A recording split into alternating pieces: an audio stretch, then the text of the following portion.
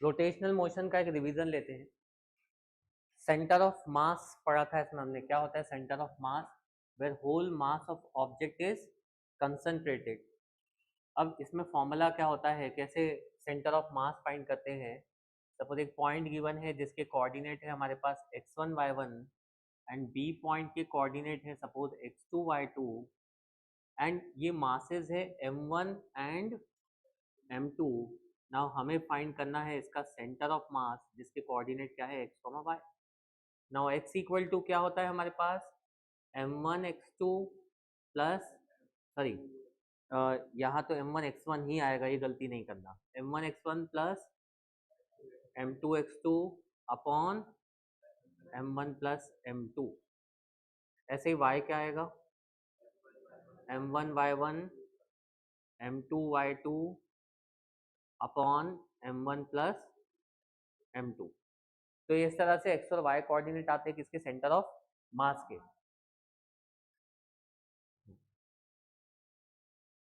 इसमें अगर velocity vector given है, वेलोसिटी वेक्टर गिवन है, वेक्टर फॉर्म में अगर तुम्हें सेंटर ऑफ मास फाइंड करना है, जैसे पहले हम इनके पोजिशनल वेक्टर से सेंटर ऑफ मास निकालें।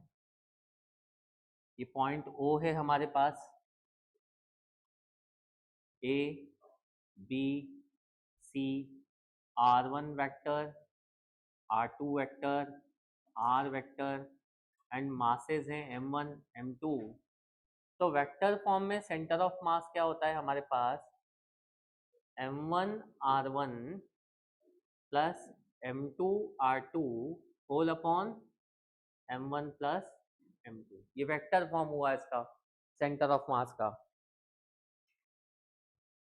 अगर वेलोसिटी गिवन है तो वेलोसिटी से सेंटर ऑफ मास की वेलोसिटी कैसे फाइंड करते हैं हम लोग, m1 v1 plus m2 v2 whole upon m1 plus m2। इससे क्या फाइंड कर सकते हैं, वेलोसिटी ऑफ सेंटर ऑफ मास। ना एक और चीज ध्यान रखेंगे कि सेंटर ऑफ मास के अबाउट मोमेंटम क्या होता है, conserve. If no external force is acting at the centre of mass then momentum is conserved. P, momentum is constant or conserved if no external force is acting on the center of mass.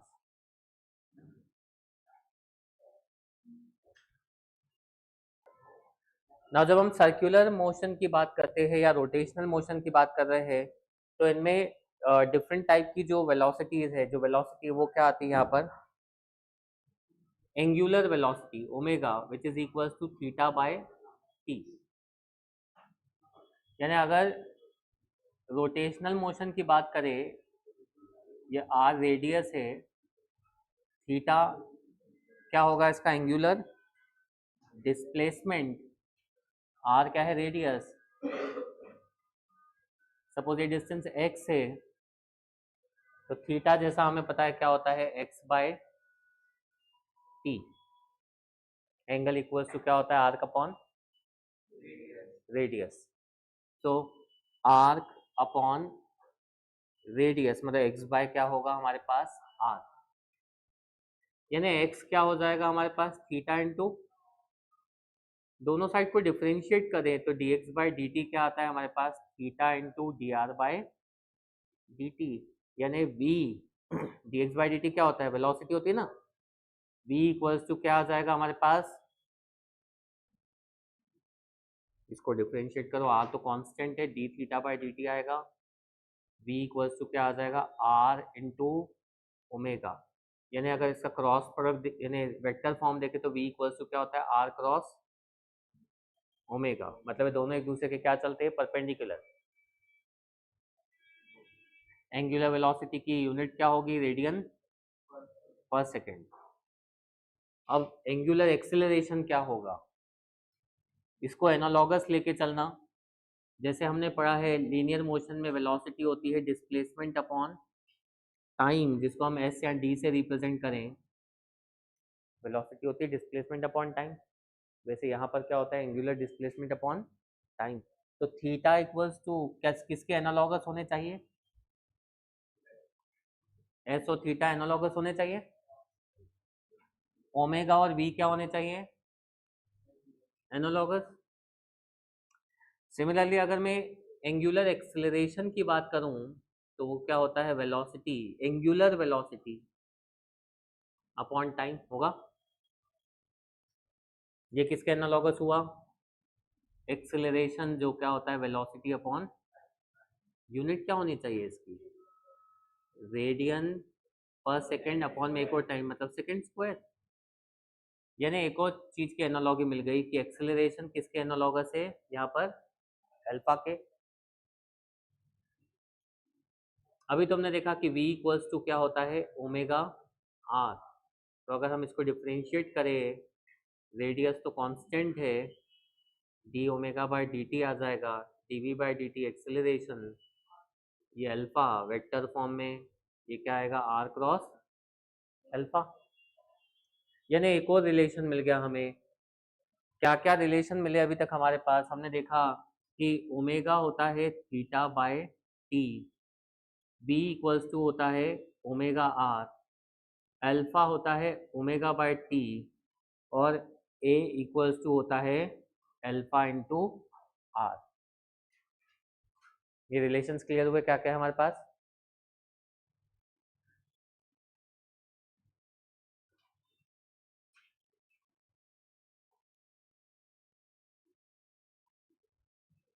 अब देखो यहाँ पर भी rotational motion में भी क्या होती है?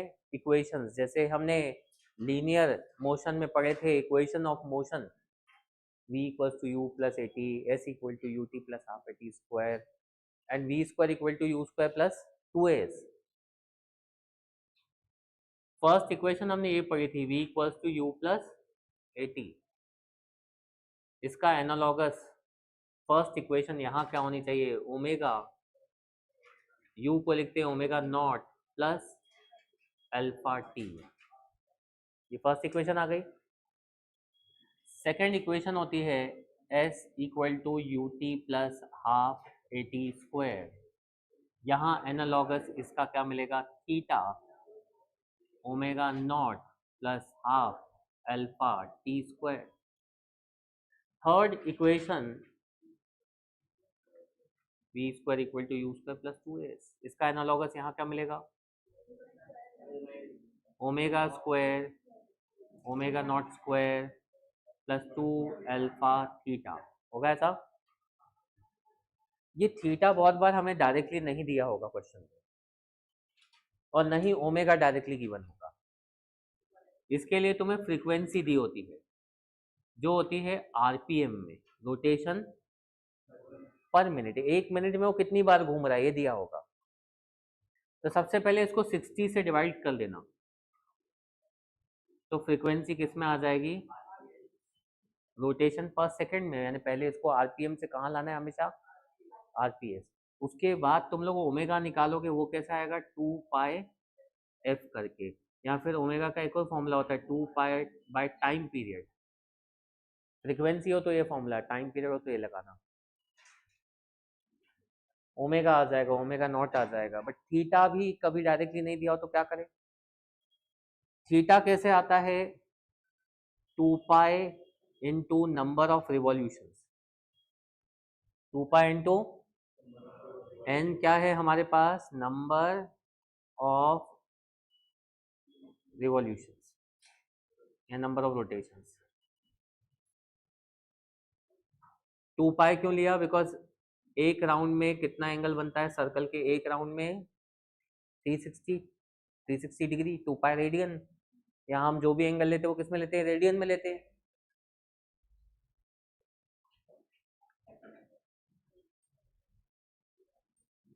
एंगुलर मोमेंटम क्या होता है? देखो हमारे पास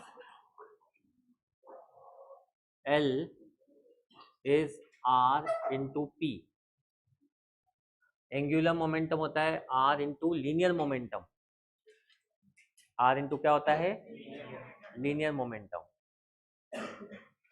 अब लीनियर मोमेंटम यानी m इंटू वी। यानी एंगुलर मोमेंटम का फॉर्मूला क्या बन जाता है हमारे पास? mvr। लेकिन इसको भी अगर वेक्टर फॉर्म में लिखना है तो L इक्वल टू क्या होता है, r क्रॉस p। मोमेंटम कैसी क्वांटिटी, वेक्टर क्वांटिटी है। क्या यूनिट होनी चाहिए इस एंगुलर मोमेंटम की हमारे पास, केजी मीटर स्क्वायर पर सेकेंड, केजी मीटर स्क्वायर पर सेकेंड। क्लियर। जैसे लीनियर मोमेंटम कंजर्व होता है वैसे ही एंगुलर मोमेंटम भी क्या होता है, कंजर्व। बट इसके पहले हमें मोमेंट ऑफ इनर्शिया समझना पड़ेगा, तब हम इसके कंजर्वेशन को समझ पाएंगे। जैसे हमारे पास लीनियर मोशन या ट्रांसलेटरी मोशन में मास होता है which is known as inertial mass, वैसे ही रोटेशनल मोशन में क्या होता है, मोमेंट ऑफ इनर्शिया। जैसे वहाँ मास है वैसे यहाँ क्या है, moment of inertia. Moment of inertia ऐसी क्वांटिटी है जो किसी भी ऑब्जेक्ट के रोटेट होने का एंड उसके रोटेट होने के बाद स्टॉप होने का क्या करती है, अपोज करती है। क्या बोला हमने इसको, moment of inertia, I. Moment of inertia किससे रिप्रेजेंट कर रहे हैं हम इसको, आई से। आई का एक जनरल फॉर्मूला होता है m into R square, M R square, m into R square.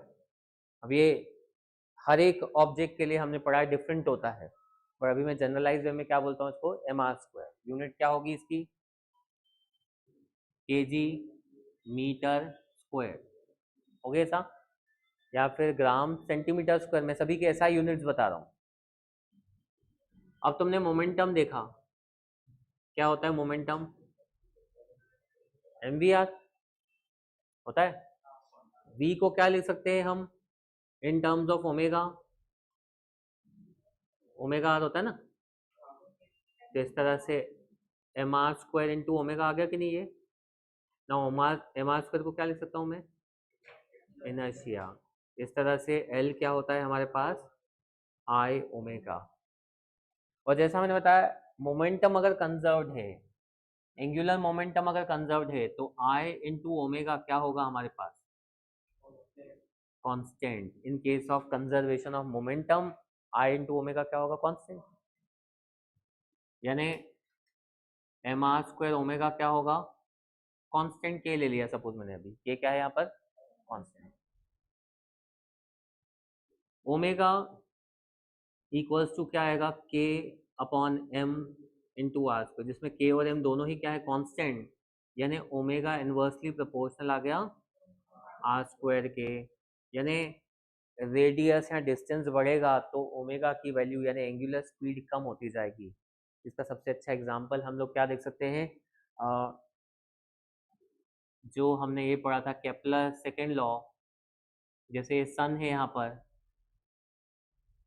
And जैसा अर्थ इसके आसपास घूम रही है, तो जब ये डिस्टेंस बहुत ज़्यादा है तो इसकी एंगुलर स्पीड क्या होगी, स्लो होगी।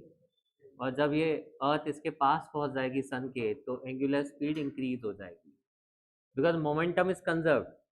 सो आर रिड्यूस होगा तो ओमेगा इंक्रीज होगा, और आर अगर इंक्रीज हुआ तो ओमेगा डिक्रीज होगा।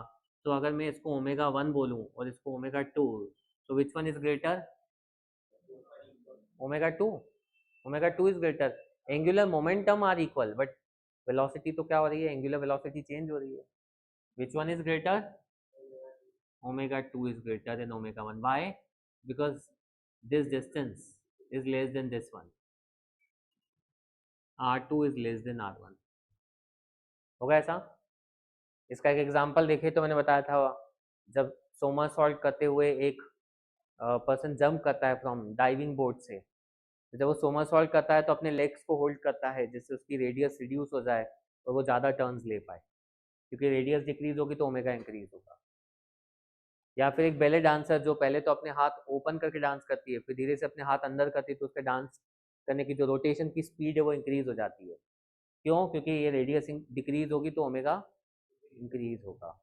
अगर मैं किसी बच्चे को रिवॉल्विंग चेयर पे बिठा दूँ, पहले हाथ ओपन करके रखे उसने, और मैंने उसको घुमाया, फिर जैसे ही वो हाथ अंदर करेगा तो उसकी स्पीड क्या हो जाएगी, इंक्रीज होगी, फास्ट होगी, just because of conservation of angular momentum according to which omega is inversely proportional to r square।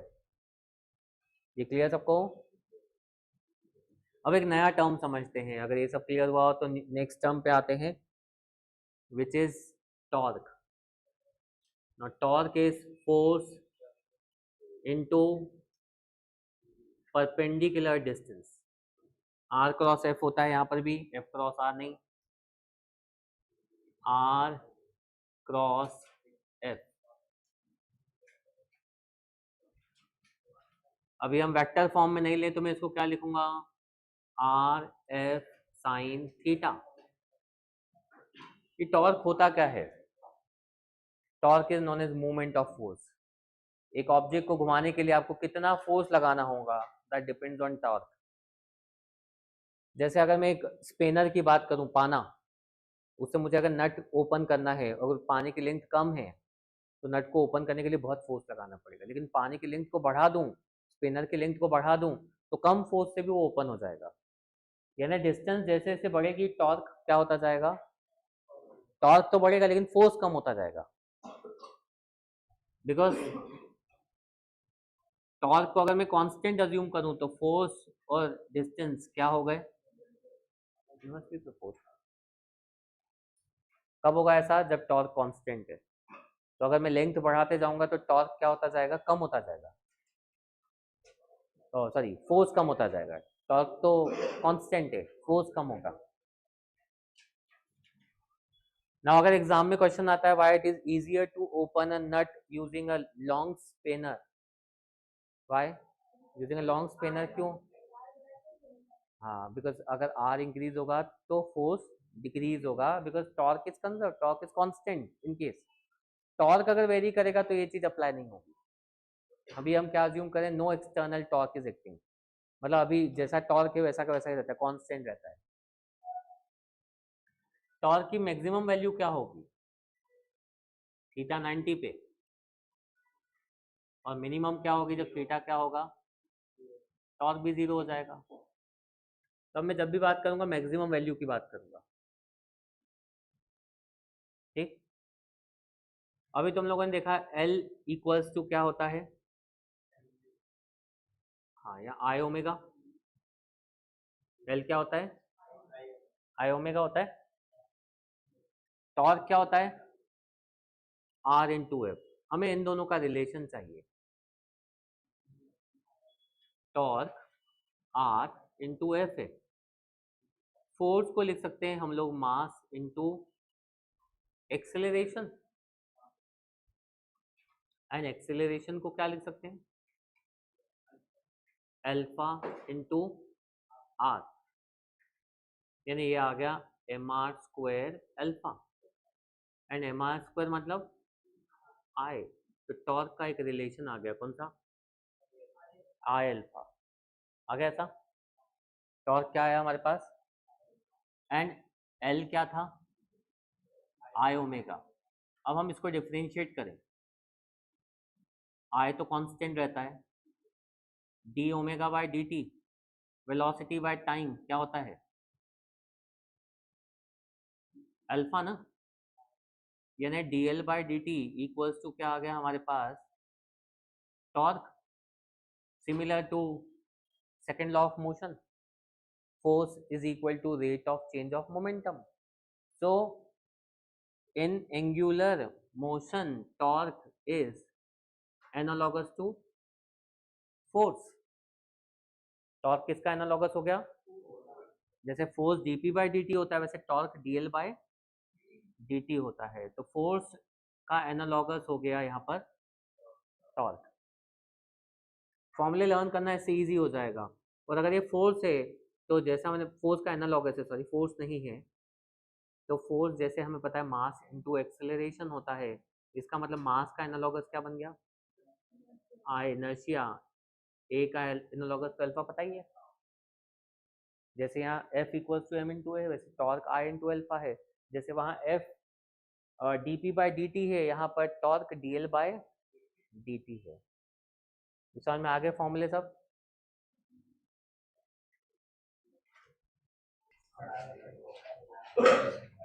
अब हम इनर्शिया देखें, हर एक ऑब्जेक्ट का क्या क्या इनर्शिया होता है।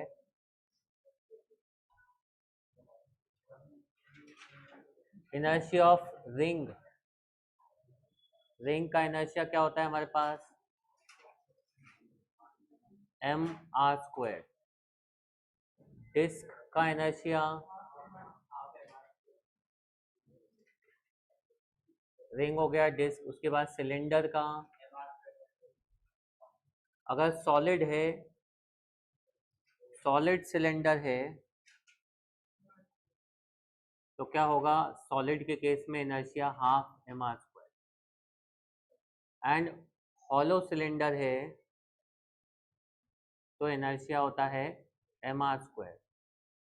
याद ऐसे रखेंगे, रिंग का इनर्शिया हॉलो से और डिस्क का इनर्शिया सॉलिड सिलेंडर से। इसके बाद हमारे पास आती है रॉड। एक रॉड लें जिसका थिकनेस निग्लिजिबल है, 1/12 ml²। एल क्या है, लेंथ ऑफ रॉड। स्फेयर की बात करें, स्फेयर अगर सॉलिड है तो इनर्शिया 2/5 mr², आर रेडियस। और अगर हॉलो है तो हॉलो के केस में क्या, 2/3 mr²। तो ring, disc, cylinder, rod and sphere, इनके इनर्शिया ही हमें याद रखने हैं।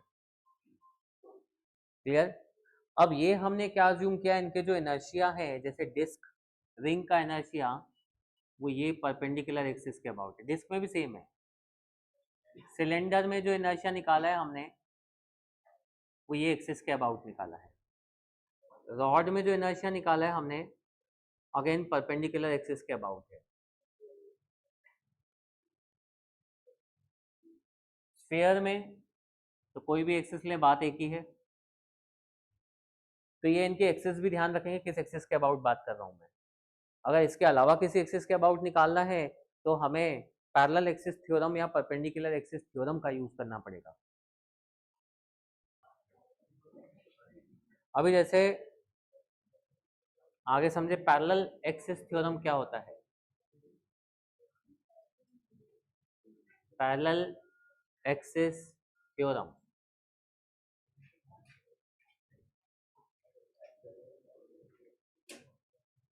इसके लिए मैं एक एग्जांपल लेता हूं। जैसे डिस्क है, इसका इनर्शिया तुम्हें इस एक्सिस के अबाउट पता है, क्या होता है, mr²। नाउ हमें इनर्शिया चाहिए रिंग का लिया, सॉरी डिस्क नहीं है ना, रिंग का। हमें इनर्शिया इस एक्सिस के अबाउट चाहिए, I dash. Inertia about this parallel axis find करना है।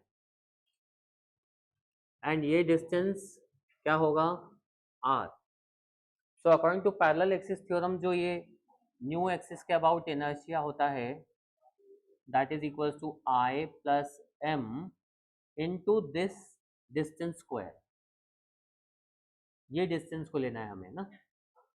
नाउ I क्या है हमारे पास, I is also mr² plus mr², यानी I डैश क्या आएगा इस तरह से, 2mr²। यानी ये पैरेलल एक्सिस के अबाउट इनर्शिया डबल हो गया। यानी अब मैं इस पैरेलल एक्सिस थ्योरम को अगर जनरलाइज्ड वे में लिखना चाहूँ तो सपोज ये इनर्शिया हमारे पास है I एंड हमें I डैश फाइंड करना है, distance between them is h। So I dash equals to क्या लिखूंगा मैं, I plus mass of object is m, then I plus mh² से पैरेलल एक्सिस के अबाउट क्या निकाल सकते हैं हम लोग, इनर्शिया निकाल सकते हैं। तो ये कहाँ काम आएगा थ्योरम, जब किसी भी पैरेलल एक्सिस के अबाउट क्या फाइंड करना होगा, इनर्शिया। ये जो h डिस्टेंस है, दोनों एक्सिस के बीच का डिस्टेंस वो लेना है तुम्हें। कौन सा थ्योरम हुआ ये, पैरेलल एक्सिस थ्योरम। सिमिलरली हमारे पास एक और थ्योरम है जिसको हम बोलते हैं परपेंडिकुलर एक्सिस थ्योरम.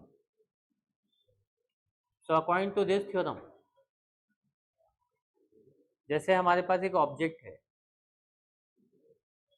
एंड इसका inertia about x axis known है, अबाउट वाई एक्सिस नोन है, एंड हमें इनर्शिया चाहिए along z axis. So according to this theorem, I z equals to क्या होता है, I x plus I y. इसको कौन सा थ्योरम बोला हमने, परपेंडिकुलर एक्सिस थ्योरम. इसके लिए हम रिंग का ही एग्जांपल लेते हैं. रिंग का इनर्शिया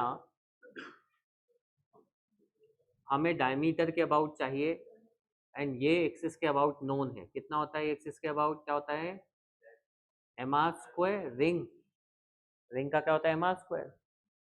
नाउ ये दो डायमीटर है, ऑब्वियसली दोनों डायमीटर के अबाउट इनर्शिया तो सेम ही होगा.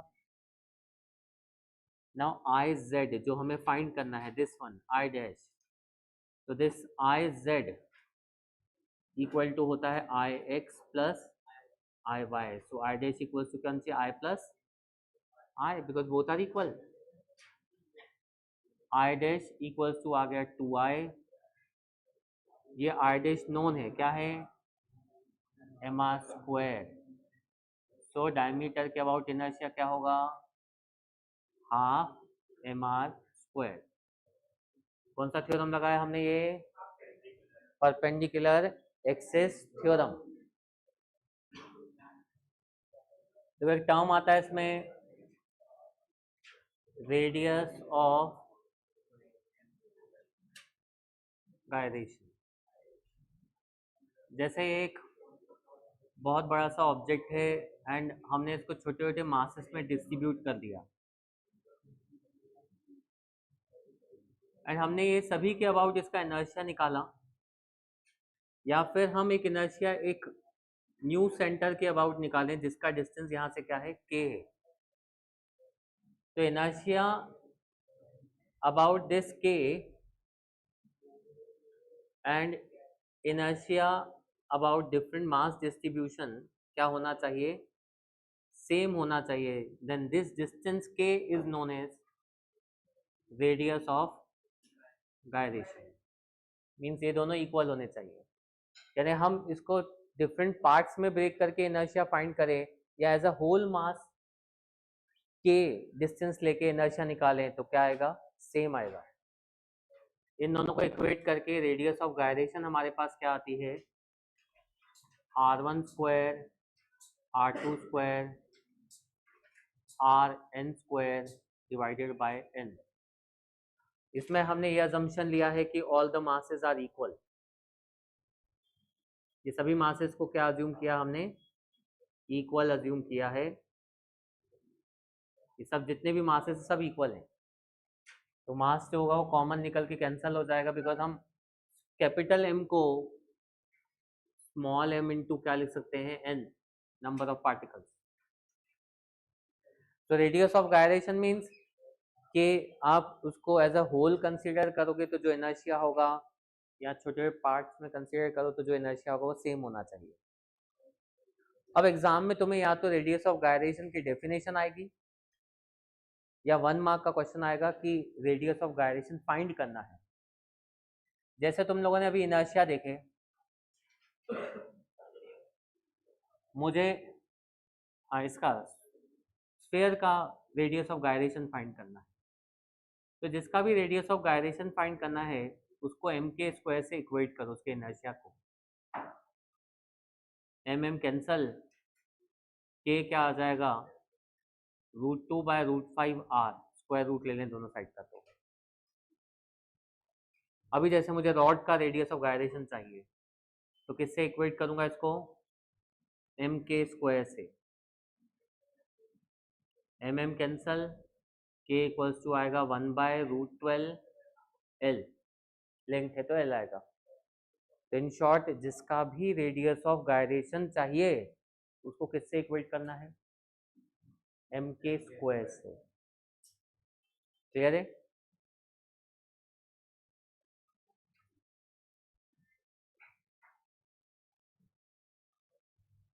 काइनेटिक एनर्जी पता है क्या होती है? Half v square. तो ऑब्वियसली रोटेशनल मोशन में ये होगी हाफ, m के लिए क्या एनालॉगस है i, v के लिए क्या एनालॉगस है ओमेगा। तो यहाँ काइनेटिक एनर्जी का फॉर्मूला क्या होता है हमारे पास? Half i omega square. अब सपोज मैंने एक ऑब्जेक्ट को इंक्लाइन प्लेन पे रोल करवाया है, क्या करवाया? इंक्लाइन प्लेन पे से रोल करवाया, तो इसमें ट्रांसलेटरी मोशन भी होगी और रोटेशनल मोशन भी होगा। इस केस में टोटल काइनेटिक एनर्जी दो चीजों का सम होगी।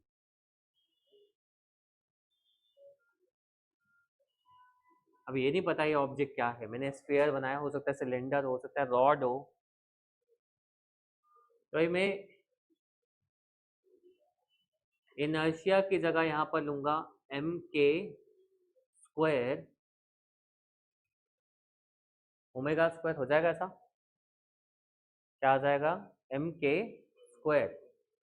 ना तुम लोगों को पता है कि v equals to omega R होता है, यानी मैं ओमेगा को क्या ले सकता हूँ? v बाय आर ना। तो ओमेगा की प्लेस पे v बाय आर लिखे तो क्या आएगा? v स्क्वायर बाय, क्या क्या कॉमन निकलेगा यहाँ से? तो इस तरह से ये हमारे पास काइनेटिक एनर्जी आ जाती है जब कोई ऑब्जेक्ट क्या कर रहा है? ट्रांसलेटरी एंड रोटेटरी मोशन दोनों कर रहा है इंक्लाइन प्लेन पे। के क्या है यहाँ पर? क्या है के? Radius of gyration. जो कैसे फाइंड करेंगे, क्या बताया मैंने अभी? बताया तुम लोगों को रेडियस ऑफ गायरेशन कैसे निकालते हैं? एम के एस के वैसे इक्वेट करके सीधे तुम लोगों को के बाय आर का रेशियो ही मिल जाएगा, क्योंकि तुम लोगों को यहाँ पर के बाय आर का रेशियो ही तो चाहिए। क्लियर है? ये क्या है? काइनेटिक एनर्जी आ गई, रोलिंग मोशन। अगर कोई सिलेंडर इस तरह से रोल करता हुआ आ रहा है नीचे, रोल करना है, स्लिप नहीं करना है, और मुझे इस सरफेस का कोएफिशिएंट ऑफ फ्रिक्शन चाहिए, तो वो क्या आएगा? सॉल्व करके क्या आता है? 1/3g sine theta. बट ये किसके केस में? सिलेंडर के केस में। सिलेंडर अगर रोल करता हुआ नीचे आएगा तो उस केस में उसका कोएफिशिएंट ऑफ फ्रिक्शन क्या होता है? 1/3g sine theta. क्लियर है? कब करेगा वो रोल? जब फ्रिक्शन होगा। अगर फ्रिक्शन नहीं हुआ तो रोल भी नहीं करेगा। क्यों?